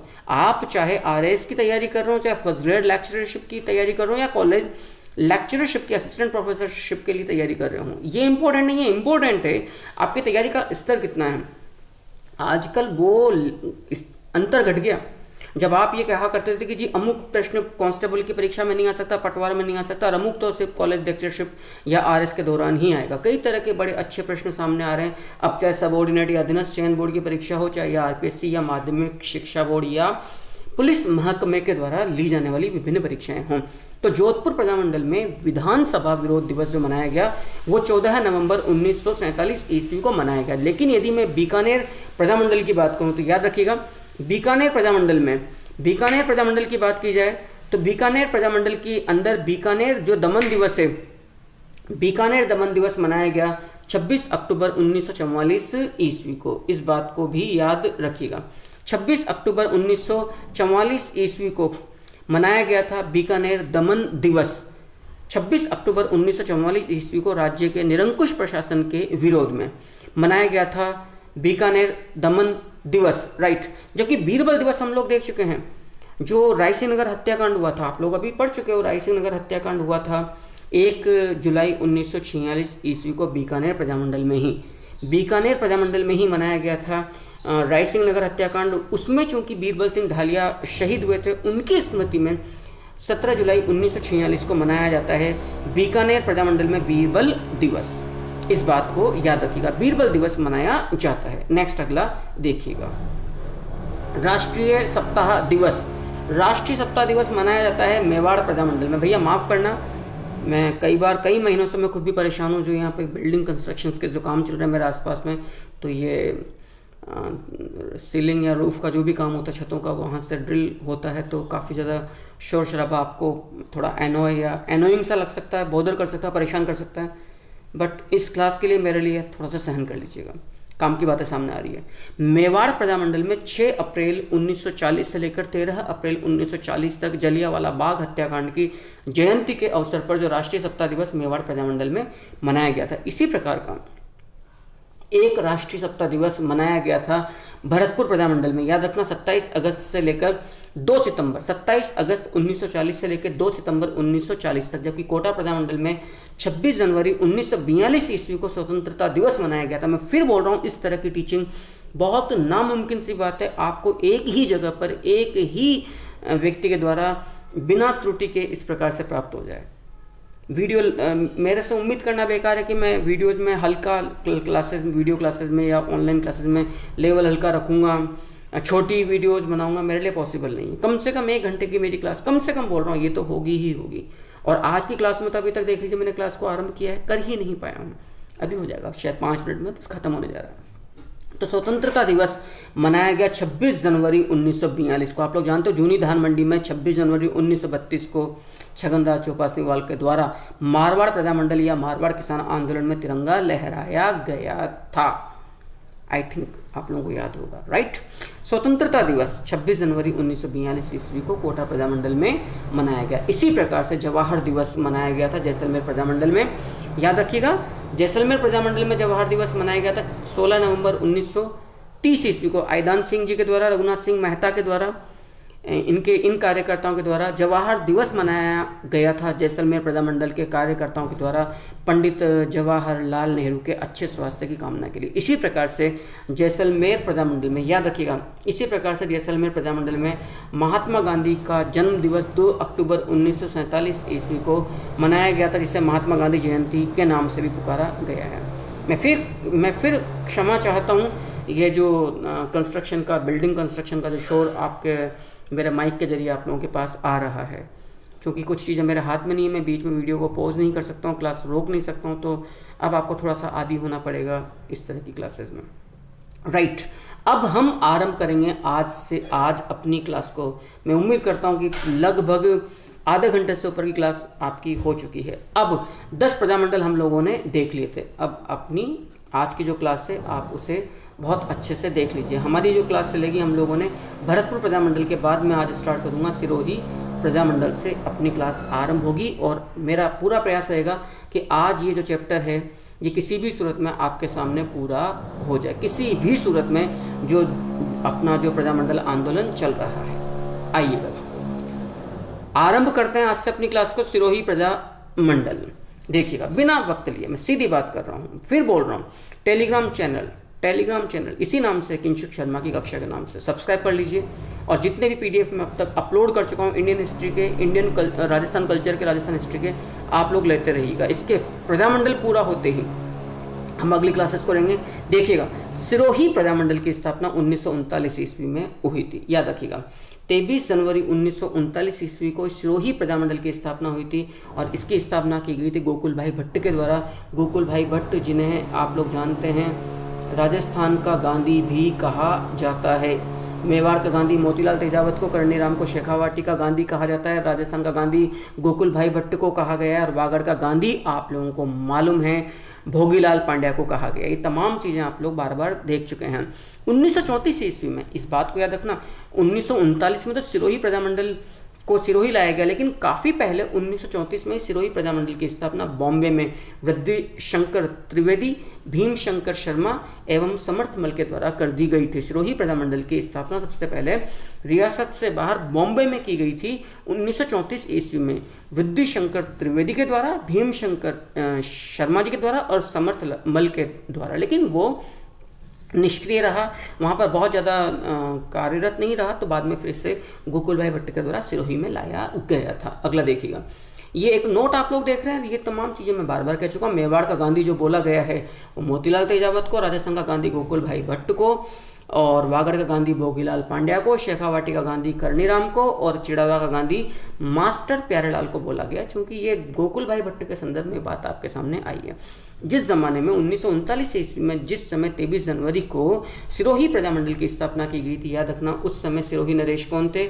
स्वरूपाय सिंह थे। उस समय सिरोही नरेश थे स्वरूपाय सिंह। सिरोही में जन जागरण के जो अग्रदूत थे, ये भी आपको याद रखना है, वो थे मोतीलाल तेजावत। मोतीलाल तेजावत जिन्हें आप लोग देख चुके हैं, मेवाड़ का गांधी भी कहा गया है। सिरोही प्रजामंडल, सिरोही के अंदर सिरोही रियासत में जन जागरण के जो अग्रदूत थे वो कौन थे? मोतीलाल तेजावत, जिन्हें मेवाड़ का गांधी भी कहा जाता है। 1940 ईस्वी में प्रजामंडल को मान्यता प्रदान की गई थी, और आप लोग जानते हैं एकीकरण के छठे चरण में 26 जनवरी 1950 को माउंट आबू को छोड़कर सिरोही का विलय कर दिया गया था राजस्थान के अंदर। ये सिरोही प्रजामंडल आपका पूरा हुआ। बड़ी, क्योंकि जितने मुख्य प्रजामंडल थे वो अब तक आप लोगों ने पूरे देख लिए। अब इतने बड़े प्रजामंडल आपके सामने नहीं आएंगे, तो संभवतया 20-25 मिनट में इस क्लास का भी आपका दी एंड हो जाना है। नेक्स्ट, अगला जो प्रजामंडल है वो है आपके सामने कोटा प्रजामंडल। देखिएगा, अगला जो प्रजामंडल आ रहा है वो है आपके सामने कोटा प्रजामंडल। इसकी स्थापना भी 1939 ईस्वी में की गई थी, पंडित नैनूराम शर्मा और अभिन्न हरि के द्वारा। 1939 ईस्वी में 1939 ईस्वी में कोटा प्रजामंडल की स्थापना की गई थी। याद रखना, पंडित नैनूराम शर्मा जी को, ये काफ़ी महत्वपूर्ण है, पंडित नैनूराम शर्मा जी को कोटा में जन जागरण का अग्रदूत माना जाता है। पंडित नैनूराम शर्मा को कोटा में जन जागरण का अग्रदूत माना जाता है। 1918 ईस्वी में, काफ़ी महत्वपूर्ण है, 1918 ईस्वी में पंडित नैनूराम शर्मा ने प्रजा प्रतिनिधि सभा का गठन किया था। कोटा के अंदर प्रजा प्रतिनिधि सभा का गठन 1918 ईस्वी में पंडित नैनूराम शर्मा जी के द्वारा किया गया था, और राजस्थान सेवा संघ का सदस्य रहते हुए पंडित नैनूराम शर्मा ने कोटा में बेगार विरोधी आंदोलन चलाया था। 1934 ईस्वी में पंडित नैनूराम शर्मा ने हाड़ौती प्रजामंडल की स्थापना कर दी थी, लेकिन वो निष्क्रिय रहा। हाड़ौती सेवक संघ या हाड़ौती प्रजामंडल की स्थापना कर दी गई थी, लेकिन वो निष्क्रिय रहा। फिर बाद में 1939 में इसको कोटा में विधिवत तरीके से पंडित नैनूराम शर्मा और अभिन्न हरि के द्वारा स्थापना की गई थी कोटा प्रजामंडल की। 14 अक्टूबर 1941 ईस्वी को कुछ अज्ञात लोगों ने पंडित नैनूराम शर्मा की हत्या कर दी थी। सरकारी नौकरी में रहे थे, त्याग पत्र दिया था, फिर प्रजामंडल के अंदर ही सम्मिलित हुए थे। अग्रणी भूमिका निभाई थी। 14 अक्टूबर 1941 ईस्वी को 1941 के अंदर नैनूराम शर्मा जी की हत्या कर दी गई थी, और 1939 में जब कोटा प्रजामंडल की स्थापना की गई थी तब कोटा के महाराव कौन थे? भीम सिंह हाड़ा साहब थे। याद रखिएगा, प्रथम अधिवेशन 1939 में ही मांगरोल जो जिला बारां में कस्बा है वहाँ पर पंडित नैनूराम शर्मा की अध्यक्षता में कोटा प्रजामंडल का प्रथम अधिवेशन हुआ था। कोटा के अंदर स्वतंत्रता दिवस कब मनाया गया? 26 जनवरी 1942 ईस्वी को। याद रखिएगा, 26 जनवरी 1942 ईस्वी को काफ़ी महत्वपूर्ण दिवस है। स्वतंत्रता दिवस मनाया गया था कोटा प्रजामंडल के दौरान। हमने पहले भी कहा था, एकमात्र प्रजामंडल जहां के कार्यकर्ताओं ने किसी मतलब एक राजधानी पर पूरा अधिकार कर लिया था, पुलिस को पंगु बना दिया था, वो कोटा प्रजामंडल के कार्यकर्ता थे। असल में 17 अगस्त 1942 ईस्वी को 17 अगस्त 1942 ईस्वी को जो भारत छोड़ो आंदोलन चल रहा था, उस दौरान जो कोटा प्रजामंडल के जो अध्यक्ष थे मोतीलाल जैन, उन्होंने कोटा महाराव को एक तरह का अल्टीमेटम दिया था कि आपको ब्रिटिश हुकूमत से संबंध विच्छेद करने हैं। इस बात से भड़ककर कोटा महाराव के द्वारा इनको कार्यकर्ताओं को, अध्यक्ष जो मोतीलाल जैन साहब थे, इनको बंदी बना लिया गया था। तब नाथूलाल जैन की अध्यक्षता में के नेतृत्व में कई कार्यकर्ता गए और कोटा जो कोतवाली थी इनके पे ताला लगा दिया, पुलिस को बैरकों में बंदी बना दिया, तिरंगा लहरा दिया और नगर प्रशासन अपने हाथ में ले दिया गया था। 2 सप्ताह तक, याद रखना, पूरे 12, 13, 14 दिन तक, 2 सप्ताह तक महाराव ने अपनी स्थिति को बड़ा असहज पंगु पाया प्रजामंडल कार्यकर्ताओं के सामने। बाद में जब कोटा महाराव के द्वारा इस बात का आश्वासन दिया गया कि मैं न्यायोचित कार्य करूंगा, कैदियों की रिहाई कर दूंगा, तब जाकर कार्यकर्ताओं ने नगर का प्रशासन कोटा महाराव को सौंपा था। ये था कोटा प्रजामंडल। यानी कि 1857 की क्रांति में जो नेचर आपने जन क्रांति की देखी थी कहाँ, कोटा में, वही आपने प्रजामंडल के दौरान भी कोटा में देखी। अगले नंबर का जो प्रजामंडल है कोटा के बाद, वो किशनगढ़ प्रजामंडल है। तो 10 नंबर तक तो आप लोगों ने भरतपुर देख लिया, 11वें नंबर का आपने सिरोही देखा, 12वें नंबर का कोटा देखा, 13वें नंबर का प्रजामंडल आप किशनगढ़ प्रजामंडल देख रहे हैं, जिसकी स्थापना कांति चंद्र चौधानी के द्वारा 1939 में ही की गई थी। और यहाँ के जो प्रथम अध्यक्ष थे वो थे जमाल शाह। किशनगढ़ प्रजामंडल, बहुत छोटे छोटे से प्रजामंडल अवशेष है। मैं उम्मीद करता हूँ कि यहाँ तक का मैटर आप लोगों को बेहद अच्छे से समझ में आ रहा होगा। एक अंतर हो सकता है कि ऑनलाइन में हम लोग रूबरू बात हो जाती है, लेकिन मेरा प्रयास है कि वो कंटेंट आपका मिसिंग ना रहे जिस चीज़ के लिए अपन जाने जाते हैं। अगला जो प्रजामंडल है वो कुशलगढ़ प्रजामंडल है, जिसकी स्थापना याद रखिएगा 1942 ईस्वी में भंवरलाल निगम के द्वारा की गई थी। ये तमाम चीज़ें आप लोग बहुत अच्छे से देख चुके हैं। कुशलगढ़ में जन जागरण के अग्रदूत की बात की जाए तो पन्नालाल त्रिवेदी थे। जितने भी जन जागरण के अग्रदूत हैं उन सबकी पूरी एक लिस्ट मैंने आप लोगों को अभी पकड़ा दी थी। तो पन्नालाल त्रिवेदी साहब, याद रखिएगा, जन जागरण के अग्रदूत किसको माना गया है? पन्नालाल त्रिवेदी को। पन्नालाल त्रिवेदी को जन जागरण के अग्रदूत माना गया है। तो कुशलगढ़ में जन जागरण का जो अग्रदूत था पन्नालाल त्रिवेदी को माना गया है। 1942 ईस्वी में कुशलगढ़ प्रजामंडल की स्थापना की गई थी। यहाँ के संस्थापक कौन थे? भंवरलाल निगम। अगला जो प्रजामंडल है याद रखिएगा वो है बांसवाड़ा प्रजामंडल। बांसवाड़ा प्रजामंडल, इसकी स्थापना 1943 ईस्वी में हुई थी। भरतपुर 10वें नंबर का था, सिरोही 11वें नंबर का, कोटा 12वें नंबर का, कुशलगढ़ 13वें नंबर का और बांसवाड़ा प्रजामंडल 14वें नंबर का। 1943 ईस्वी में बांसवाड़ा प्रजामंडल की स्थापना की गई थी धूलजी भाई भूपेंद्रनाथ त्रिवेदी एवं मणिशंकर नागर के द्वारा। मणिशंकर नागर के द्वारा अध्यक्ष जो थे यहाँ के वो भूपेंद्रनाथ त्रिवेदी थे। जबकि बांसवाड़ा में जन जागरण के जो अग्रदूत थे वो थे चिमनलाल मालोत बांसवाड़ा में जन जागरण के अग्रदूत थे। बांसवाड़ा प्रजामंडल की स्थापना 1943 ईस्वी में धूलजी भाई भूपेंद्रनाथ त्रिवेदी एवं मणिशंकर नागर के द्वारा की गई थी। याद रखिएगा, चिमनलाल मालोत जो बांसवाड़ा रियासत में जन जागरण के अग्रदूत थे, चिमनलाल मालोत यानी कि बांसवाड़ा जन जागरण के अग्रदूत ने 1930 ईस्वी में शांत सेवा कुटीर की स्थापना की थी एवं सर्वोदय नामक पत्रिका का प्रकाशन करवाया था। विशेषता क्या है? सबसे बड़ी बात यहाँ यदि मैं बात करूँ बांसवाड़ा प्रजामंडल की, तो बांसवाड़ा प्रजामंडल में प्रजामंडल की जो बढ़ती हुई लोकप्रियता थी उससे घबराकर राज्य सरकार ने राजधानी में धारा 144 लगा दी थी। ये प्रश्न बन सकता है, किस रियासत ने प्रजामंडल की बढ़ती हुई लोकप्रियता को रोकने के लिए वहाँ पर धारा 144 लगा कर प्रजामंडल की सभाओं पर रोक लगाने का प्रयास किया था, कुत्सित प्रयास किया था, अलोकतांत्रिक कार्यवाही की गई थी? तो वो बांसवाड़ा प्रजामंडल है। अगला जो प्रजामंडल है वो है आपके सामने डूंगरपुर प्रजामंडल। याद रखिएगा, डूंगरपुर प्रजामंडल आपके सामने आ रहा है। अगस्त 1944 ईस्वी में डूंगरपुर प्रजामंडल की स्थापना की गई थी। 43 में बांसवाड़ा, 42 में कुशलगढ़, राइट, और सिरोही कोटा किशनगढ़ 1939 में। 1938 में 5 प्रजामंडलों की स्थापना हुई थी। तो डूंगरपुर प्रजामंडल की स्थापना अगस्त 1944 में भोगीलाल पांड्या, हरिदेव जोशी, गौरीशंकर आचार्य और शिवलाल कोटड़िया के द्वारा की गई थी। भोगीलाल पांड्या, जिसे हमने वागड़ का गांधी भी कहा है, यहाँ पर जो नरेश थे वो महारावल लक्ष्मण सिंह थे। डूंगरपुर में यदि हम जन जागरण के अग्रदूत की बात की जाए तो भोगीलाल पांड्या है, वागड़ का गांधी। ये तमाम फिर वही नोट आपके सामने आ चुके हैं, बार बार रिपीट करने वाली बात है। मेवाड़ का गांधी मोतीलाल तेजावत, राजस्थान का गांधी गोकुल भाई भट्ट, वागड़ का गांधी भोगीलाल पांड्या, शेखावाटी का गांधी करुणीराम और चिड़ावा का गांधी मास्टर प्यारेलाल को बोला गया। यदि यहाँ पृष्ठभूमि बैकग्राउंड की बात की जाए तो याद रखिएगा 1919 ईस्वी में भोगीलाल पांड्या, वागड़ के गांधी ने आदिवासी छात्रावास की स्थापना की थी। 1935 में ठक्कर बापा की प्रेरणा से भोगीलाल पांड्या, वागड़ के गांधी ने हरिजन सेवा समिति का गठन किया था। शोभालाल गुप्ता, आप लोग जानते हैं शोभालाल गुप्ता का संबंध तरुण राजस्थान नामक समाचार पत्र से भी था, राइट, ने राजस्थान सेवक मंडल, याद रखना, राजस्थान सेवक मंडल नामक संगठन के माध्यम से सागवाड़ा में हरिजन आश्रम की स्थापना की थी। किसने? शोभालाल गुप्ता जी ने। तो ये बात मैटर आप लोग देख चुके हैं। ये सबसे अच्छी बात है, जितनी भी तमाम जानकारियाँ होती है इस चैनल पर किंशुक शर्मा की कक्षा पर आपको एक साथ मिलती जाती है, और ये तमाम चीज़ें PDF के रूप में, नोट्स के रूप में आपको प्राप्त हो जाएगी टेलीग्राम चैनल पर। मैं बार बार बोल रहा हूँ, यदि आप लोग मुझसे असंतुष्ट हैं, मेरे किसी कार्य से आप नाराज हैं, आपको खुशी नहीं मिल रही, आपको लग रहा है कि वक्त खराब हो रहा है, तो कृपया मुझे अवगत करवाएं। लेकिन यदि आप लोगों को लगता है तो फिर दुनिया को घूम घूम के बताएं।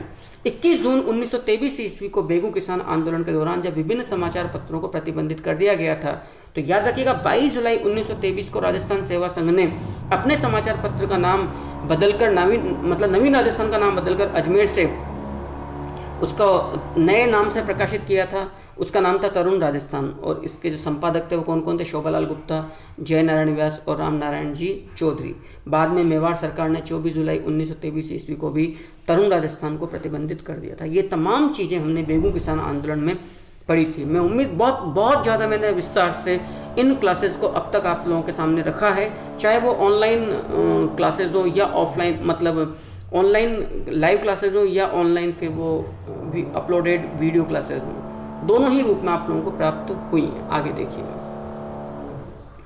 1935 ईस्वी में माणिक्यलाल वर्मा, जिन्हें राजस्थान में जन आंदोलनों का जनक भी कहा जाता, उन्होंने हरिजनों और जनजातियों के उत्थान के लिए खंडलाई आश्रम की स्थापना की थी। खंडलाई डूंगरपुर में एक जगह का नाम है।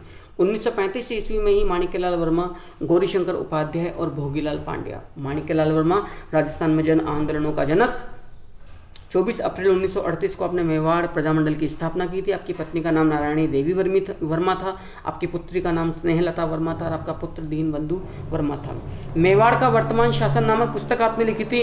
और बिजोलिया किसान आंदोलन में माणिक्यलाल वर्मा ने विजय सिंह पथिक के से प्रभावित होकर सरकारी नौकरी को त्यागपत्र देकर बिजोलिया किसान आंदोलन को में आपने भागीदारी की थी, सक्रिय भागीदारी की थी, नेतृत्व प्रदान किया था। तो माणिक्यलाल वर्मा के जो राजनीतिक गुरु हैं वो कौन होंगे? वो विजय सिंह पथिक साहब हैं। विजय सिंह पथिक, जिन्हें महात्मा भी कहा गया है, राष्ट्रीय पथिक भी कहा गया है और राजस्थान में किसान आंदोलनों का जनक भी कहा गया। महारावल लक्ष्मण सिंह ने, ये भी काफ़ी महत्वपूर्ण है, महारावल लक्ष्मण सिंह ने जंगली सुअरों के शिकार पर प्रतिबंध लगा रखा था। अब याद रखना, अलवर, करौली और डूंगरपुर, अलवर, करौली और डूंगरपुर, ये 3 रियासतें ऐसी थी जहां पर जंगली सुअर के शिकार पर प्रतिबंध लगा हुआ था। अब ये प्रश्न के रूप में आ सकता है, अपन ने पढ़ लिया, एक साथ पढ़ लिया। सरकार विरोधी आंदोलन, याद रखिएगा, जब जंगली सुअर के शिकार पर प्रतिबंध लगा हुआ है और फिर अकाल पड़ गया, ऐसे में भी जब महारावल लक्ष्मण सिंह जी के द्वारा जब यहाँ पर आप लोग देख चुके हैं नरेश राइट के द्वारा जब यहाँ पर एक लेवी नामक कर वसूला गया, अकाल के दौरान भी लेवी उपकर जो होता है, सब टैक्सेस, वो लेवी कहलाता है, जब वसूला गया तो फिर देवराम नामक किसान ने, याद रखना, देवराम नामक किसान ने सरकार विरोधी आंदोलन चलाया था, जिसका बाद में प्रजामंडल ने फिर उसको अपने नेतृत्व में ले लिया था। भोगीलाल पांड्या की अध्यक्षता में अप्रैल 1946 में डूंगरपुर प्रजामंडल का प्रथम अधिवेशन हुआ था। इसी दौरान पूनावाड़ा नामक जगह पर यहाँ पर शिवराम भील नामक की पिटाई की गई थी 30 मई 1947 को। इसको पूनावाड़ा अत्याचार भी कहा गया। पुलिस यहाँ पर सरकारी विद्यालयों को बंद करवाने पहुंची और पूनावाड़ा में जब शिवराम भील ने जब विरोध किया तो उसकी निर्ममता से पिटाई की गई। इसी प्रकार का एक बड़ा ही अत्याचारपूर्ण हत्याकांड हुआ था, इसको हम कहते हैं रास्तापाल हत्याकांड। 19 जून 1947 को डूंगरपुर के रास्तापाल नामक जगह पर हुआ था। 19 जून 1947 को रास्तापाल नामक स्थान पर भी जब पुलिस सरकारी विद्यालयों को बंद कराने पहुंची तो विद्यालय के जो संरक्षक थे नाना भाई खांट और अध्यापक सेंगा भाई द्वारा विरोध किया गया। नाना भाई खांट को तो गोली मारी गई, सेंगा भाई को ट्रक के पीछे रस्सी से बांध कर जब घसीटा गया तो खेत में से लौट रही या खेत में काम कर रही छात्रा जो सेंगा भाई का बड़ा आदर करती थी, 12 वर्षीय भील कन्या कालीबाई कलासुआ ने अपने हाथ में जो हंसिया या दराती थी उससे दौड़कर अपने जब गुरु का अपमान देखा तो ट्रक के पीछे जो रस्सियां बंधी हुई थी वो काटी और काट के उन्हें मुक्त करवाया। पुलिस वाले इस बात को, अपनी कार्यवाही में बाधा को सहन नहीं कर पाए और उनकी मर्दानगी किस बात पे निकली, एक 12 वर्षीय कन्या को गोली मारी गई थी।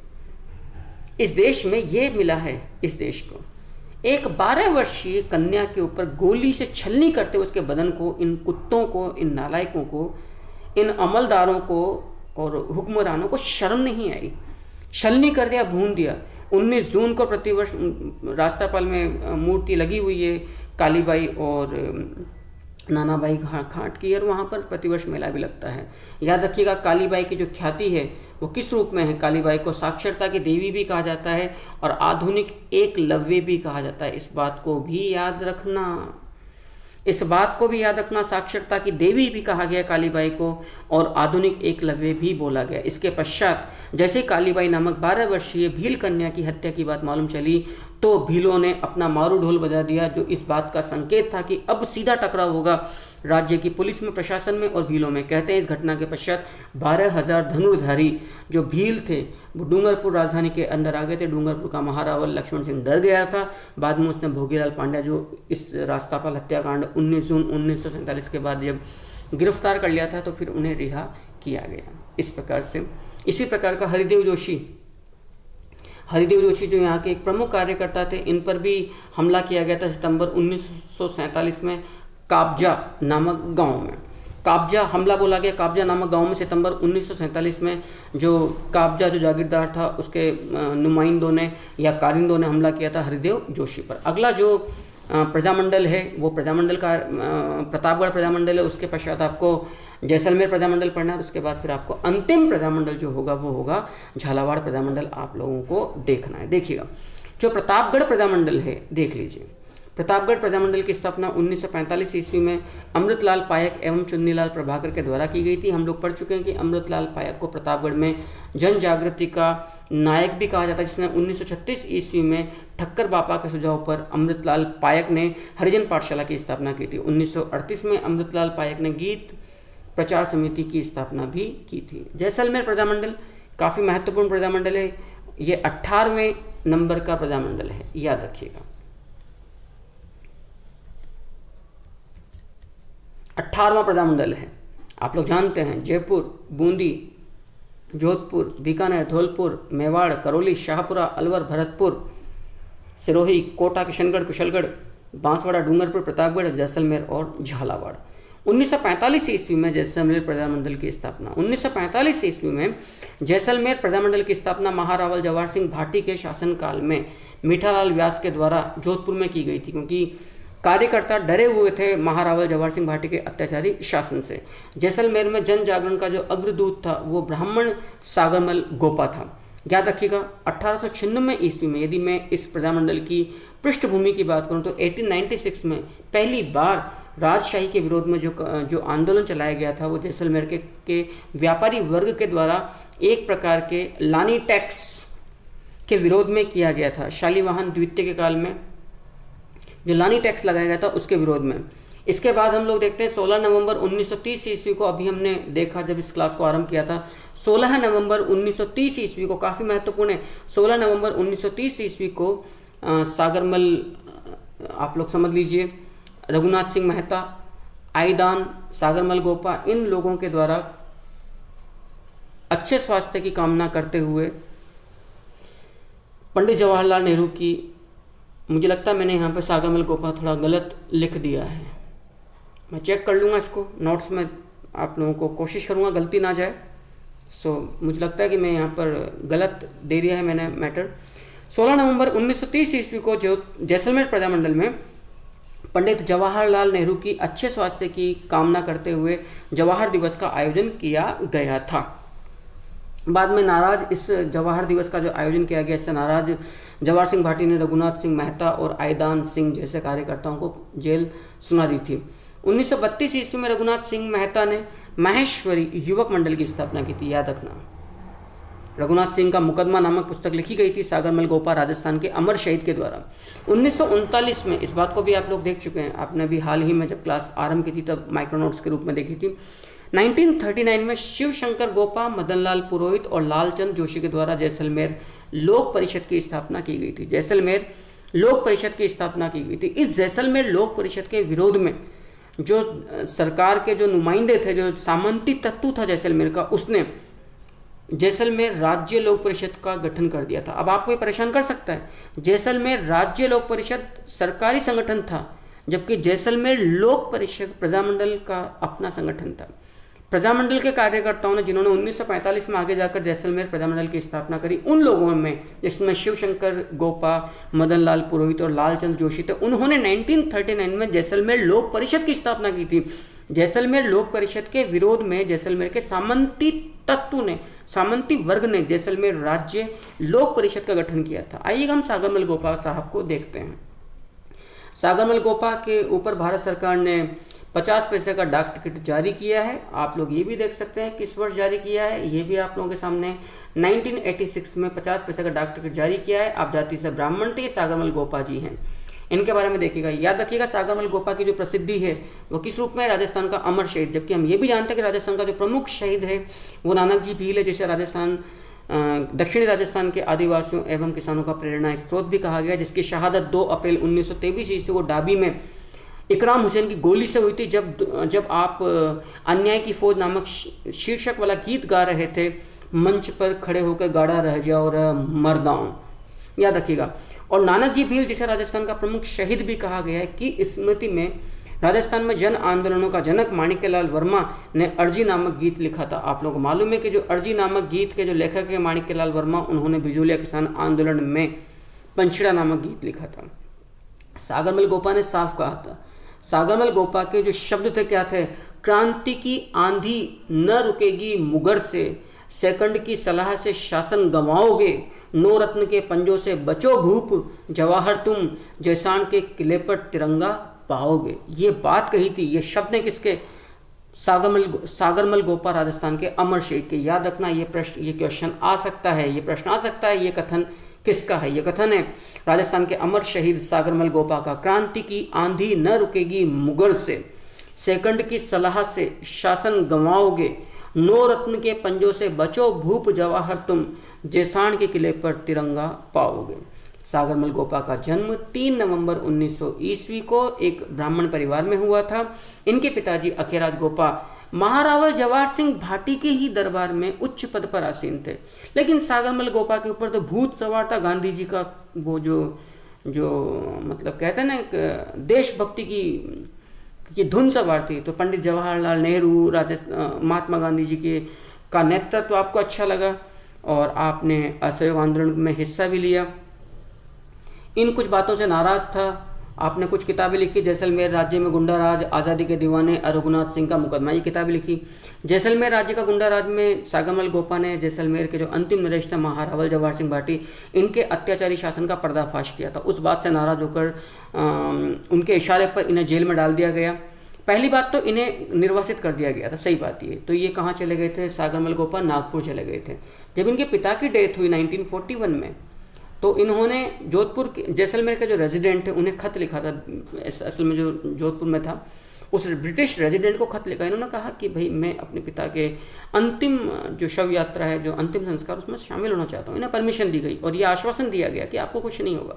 ये लौट आए नागपुर से कहाँ, जैसलमेर में। और जब जाने की तैयारी कर रहे थे तय वायदे के अनुसार, तो महारावल जवाहर सिंह भाटी जो इनसे पहले से ही चिड़ा बैठा हुआ था, इसे गिरफ्तार करके जेल में डलवा दिया गया। इस बात की जानकारी जब जयनारायण व्यास साहब को मिली, धुन का धनी मां साहब, 10 नंबरी, लक्कड़ और कक्कड़, राजस्थान का लोक नायक, जन नायक और शेर ए राजस्थान, तो उन्होंने पॉलिटिकल एजेंट को बोला कि भाई ये आपके वायदे के विरुद्ध महारावल जवाहर सिंह भाटी ने कार्य किया है। रेजिडेंट का तय था कि जैसलमेर 6 अप्रैल को वो जाएगा, जैसलमेर जाके महारावल जवाहर सिंह भाटी से बात करेगा, ताकि सागरमल गोपा का जो एक तरह का जो गैर कानूनी जो उनको गिरफ्तारी की गई है उनको रोका जा सके। लेकिन उससे पहले ही महारावल जवाहर सिंह भाटी अपना मानस बना चुका था। उसके इशारे पर थानेदार गुमान सिंह ने 4 अप्रैल की रात्रि को मिट्टी का तेल छिड़क कर जैसलमेर जेल में था सागरमल गोपा की हत्या कर दी गई थी। सागरमल गोपा की हत्या, कहते हैं कि कई घंटे तक शव तड़फता रहा था। 90% जलने के बाद उसको चिकित्सा नहीं मिली और बाद में उसकी मृत्यु हुई। उसकी मृत्यु के पश्चात खून के बदले खून के नारे, खून के बदले खून, ब्लड फॉर ब्लड के नारों के स्लोगन लिख दिए गए थे जैसलमेर की दीवारों पर, और एक आक्रोश पूरे जैसलमेर की आबो हवा में समा गया था। बाद में इसको शांत करने के लिए गोपाल स्वरूप पाठक आयोग का गठन किया गया था महारावल जवाहर सिंह भाटी के द्वारा, लेकिन वो एक हम जानते हैं फौरी प्रकार की एक कार्यवाही थी। वही हुआ जो महारावल जवाहर सिंह भट्टी साहब चाहते थे।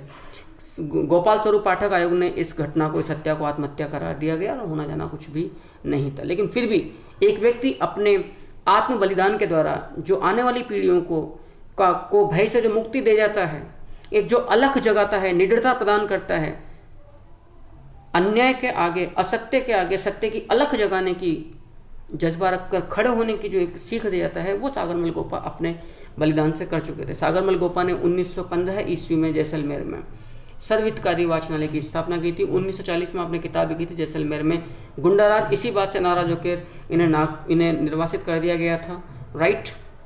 और इन्हें 25 मई को जेल में डाला गया था और 10 जून 1942 ईस्वी को, याद रखिएगा, 25 मई 1941 को जेल में डाला गया और 10 जून 1942 ईस्वी को 6 वर्ष की सजा सुना दी गई थी। किसको? सागरमल गोपा को। जेल में कहते हैं कि सागरमल गोपा ने आज़ादी के दीवानी नामक पुस्तक लिखी। इनकी हत्या 4 अप्रैल 1946 ईस्वी को कर दी गई थी। किसके द्वारा? थानेदार गुमान सिंह के द्वारा। मैं बता चुका हूँ। 4 अप्रैल 1946 से संबंधित कुछ मिलती जुलती खबरें हमें प्राप्त होती, कुछ मिलती जुलती हमें डेट्स प्राप्त होती है। 4 अक्टूबर 1936 को बीकानेर प्रजामंडल की स्थापना की गई थी। 2 अप्रैल 1923 ईस्वी को नानक जी भील की हत्या हुई थी, जो राजस्थान का प्रमुख शहीद कहलाता है। 4 अप्रैल 1946 को मैं बता ही चुका हूँ। इसके अलावा 7 अप्रैल 1859 ईस्वी को, याद रखिएगा, 7 अप्रैल 1859 ईस्वी को मंगल पांडे की गिरफ्तारी की गई थी। 4 मई 1946 ईस्वी को, इस बात को भी याद रखिएगा, 4 मई 1946 ईस्वी को दादरसी कानून की समाप्ति की गई थी मीणा जनजातीय आंदोलन के दौरान। साथ के साथ ही मैं आप लोगों को ले दूं, इसके अलावा 8 अप्रैल 1857 ईस्वी को, 8 अप्रैल 1857 ईस्वी को मंगल पांडे को फांसी दी गई थी। ये बात आप लोग बहुत अच्छे से देख चुके हैं। ये एक टीचिंग का अपना मेरा एक मेथड है। जितनी भी डेट्स, जो भी मिलती जुलती बातें सामने आएंगी, वो तमाम चीज़ें मैं आप लोगों के सामने रखूँगा। जितनी भी मिलती जुलती चीज़ें आपके सामने आएंगी, मैं नोट कर भी लेता हूँ इस चीज़ को, मैं नोट कर भी लेता हूँ। बड़ी बात नहीं है, इजीली आप लोगों को चीज़ें याद हो जाएंगी। नेक्स्ट देखिएगा, यहाँ पर मुझे लिखना है 4 मई 1946 ईस्वी को दादरसी कानून की समाप्ति कर दी गई थी। नेक्स्ट अगला देखिए। उम्मीद करता हूँ कि यहाँ तक का मैटर आपको बहुत अच्छे से समझ में आया होगा। आज लास्ट क्लास है मेरी प्रजामंडल आंदोलन की। प्रजामंडल आंदोलन इसके बाद आपके समाप्त हैं। और ये गोपाल स्वरूप पाठक आयोग का गठन किया गया था सागरमल गोपा की हत्या की जांच के लिए। इसी प्रकार के कुछ आयोग आप लोगों को पहले भी पढ़ चुके हो, आज दोबारा देख लीजिए। रॉबर्ट आयोग का गठन किया गया था 1857 की क्रांति में। कोटा महाराव की भूमिका की, कोटा महाराव राम सिंह हाड़ा की भूमिका की जांच हेतु की कोटा का जो पीए था मेजर बर्टन की हत्या। तो 57 की क्रांति में कोटा पीए मेजर बर्टन की हत्या में कोटा महाराव राम सिंह हाड़ा की भूमिका की जांच हेतु रॉबर्ट आयोग का गठन किया गया था। इसी प्रकार से जोधपुर पीए मॉक मैसन की जो हत्या हुई थी काला गोरा युद्ध में, उसमें आवा ठिकानेदार ठाकुर कुशाल सिंह चंपावत की भूमिका की जांच हेतु मेजर टेलर कमीशन का गठन किया गया था, राइट। इसी प्रकार का बिजोलिया किसान आंदोलन में न्यायमूर्ति बिंदुलाल भट्टाचार्य आयोग का गठन किया गया था। ट्रेंच आयोग का गठन किया गया था, आप लोग जानते हैं, बेगू किसान आंदोलन में। और निमूचना हत्याकांड के लिए राजस्थान सेवा संघ ने 31 मई 1925 ईस्वी को तरुण राजस्थान में अपनी रिपोर्ट पेश की थी। 31 मई 1925 ईस्वी को निमूचना हत्याकांड 14 मई 1925 ईस्वी को हुआ था। ये तमाम चीज़ें हैं जो रिपीट हो रही हैं, न जाने कितनी पहले ये कक्षाएं हम लोग ले चुके हैं। रायसिंह नगर हत्याकांड 1 जुलाई 1946 ईस्वी को हुआ था और रायसिंह नगर हत्याकांड की जांच के लिए AISPC यानी कि all India state people conference की तरफ से गोकुल भाई भट्ट और पंडित हीरालाल शास्त्री को नियुक्त किया गया था। इसी प्रकार से AISPC की तरफ से हरिभाव उपाध्याय को वही बीकानेर किसान आंदोलन के दौरान दुधवा खारा घटना की जांच हेतु भेजा गया था, राइट। बिजोलिया किसान आंदोलन के दौरान जो विजय सिंह पथिक की जो गिरफ्तारी की गई थी 10 सितंबर 1923 को, तो उदयपुर में इन पर निष्पक्ष मुकदमा चले, इसके लिए गांधीवादी नेता मणिलाल कोठारी 23 सितंबर और 27 सितंबर 1923 ईस्वी को, याद रखिएगा, 23 सितंबर एवं 27 सितंबर 1923 ईस्वी को 2 बार उदयपुर आए थे। काफ़ी महत्वपूर्ण है। 23 सितंबर 1923 और 27 सितंबर 1923। इसी प्रकार से राजस्थान सेवा संघ ने डाबी जो हत्याकांड हुआ था, अभी हम लोगों ने देखा 2 अप्रैल 1923 ईस्वी को, जिसमें कप्तान इकराम हुसैन की गोली से राजस्थान का प्रमुख शहीद और दक्षिणी राजस्थान के आदिवासियों एवं किसानों का प्रेरणा स्रोत नानाजी भील शहीद हुआ था, उसकी जांच के लिए रामनारायण चौधरी को जिम्मेदारी दी गई थी। रामनारायण चौधरी जी ने रिश्वत को बूंदी राज्य का सबसे बड़ा अभिशाप बतलाया था। आप मुझे बताइएगा कौन सा ऐसा व्यक्ति, कौन सा ऐसा चैनल है, कौन सी ऐसी क्लासेस है जो इतनी चीजें एक साथ रिपीट कर सकती है। ऑफलाइन क्लासेस में तो माय डियर पॉसिबल ही नहीं है, जहां पे बोर्ड वाली टीचिंग होती है, और इतनी मेहनत कौन करना चाहेगा। ये सिर्फ एक पागलपन है, दीवानगी है मेरी तरफ से आप लोगों के लिए। गिफ्ट समझ लीजिए, खूब पढ़ो, मेहनत करो और अपने लक्ष्य की प्राप्ति की तरफ आगे बढ़ो। मई 1947 ईस्वी में जयनारायण व्यास ने राष्ट्र ध्वज फहराया। याद रखिएगा, मई 1947 ईस्वी में जैसलमेर के अंदर जब ये सागरमल गोपा हत्याकांड हो गया, उसके पश्चात राष्ट्र ध्वज फहराया और महात्मा गांधी जन्म दिवस मनाया गया था। महात्मा गांधी जयंती या महात्मा गांधी जन्म दिवस 2 अक्टूबर 1947 को जैसलमेर प्रजामंडल के अंदर। इस प्रकार से जैसलमेर प्रजामंडल भी आपका समाप्त होता है। अंतिम प्रजामंडल आपके सामने आ रहा है, जो झालावाड़ प्रजामंडल है, जिसकी स्थापना की गई थी 25 नवंबर 1946 ईस्वी को मांगीलाल भव्य, कन्हैयालाल मित्तल और मकबूल आलम के द्वारा। नेता जो नरेश थे, राजराणा हरिश्चंद्र थे, अध्यक्ष मांगीलाल भव्य थे। मांगीलाल भव्य जिन्हें 10 नंबरी भी पुकारा गया था, 10 नंबरी भी बोला गया था, याद रखिएगा, रियासत के द्वारा 10 नंबरी जयनारायण व्यास साहब को ही बोला गया। उपाध्यक्ष यहाँ पर मकबूल आलम थे, ये भी याद रखिएगा। उपाध्यक्ष यहाँ पर कौन थे? मकबूल आलम थे। मैं आपको ये भी नोट कर लूँ, 10 नंबरी बोला गया है किसको?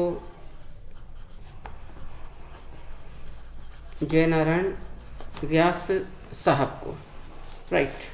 अगला देखिएगा, झालावाड़ में यदि हम जन जागरण के अग्रदूत बोलें तो श्याम शंकर और अटल बिहारी हैं। झालावाड़ में यदि जन जागरण के अग्रदूत की बात की जाए कि किसने जन जागृति यहाँ पे पैदा करी, तो वो एक तो आते हैं श्याम शंकर और एक आते हैं आपके सामने अटल बिहारी। पृष्ठभूमि की बात की जाए झालावाड़ प्रजामंडल की, तो उनमें एक तो है 1919 में श्याम शंकर और अटल बिहारी ने झालावाड़ सेवा समिति की स्थापना की थी।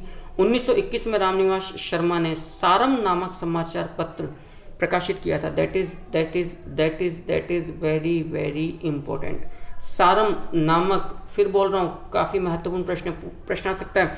सारम नामक समाचार पत्र का संबंध किस प्रजामंडल से है? झालावाड़ प्रजामंडल में 1921 में रामनिवास शर्मा नामक कार्यकर्ता के द्वारा सारम नामक समाचार पत्र प्रकाशित किया गया था।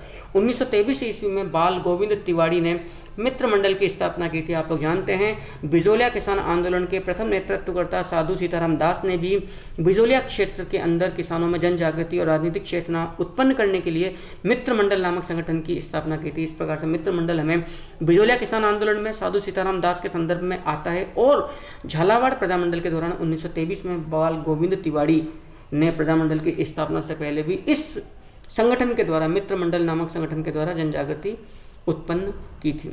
इस प्रकार से यह आपका प्रजामंडल समाप्त होता है। लेकिन फिर भी हमें, यदि हम प्रजामंडल का महत्व देखें तो कई लोग ये कहते हैं कि जी प्रजामंडल राजस्थान में जो जन आंदोलन चलाया गया वो असल में उत्तरदायी शासन की स्थापना के लिए था, स्वतंत्रता के लिए नहीं था। तो एक बार बतला दूं, ये बड़ी हल्की सी नॉलेज है। यदि प्रश्न आ जाए कथन कारण के रूप में तो ये तथ्य गलत होगा। ये मूर्खता है कहना कि जी मात्र सीमित रूप में ही था उत्तरदायी शासन की स्थापना के लिए। आप लोग समझिएगा, क्या स्वतंत्रता बिना उत्तरदायी शासन की स्थापना के आ सकती है?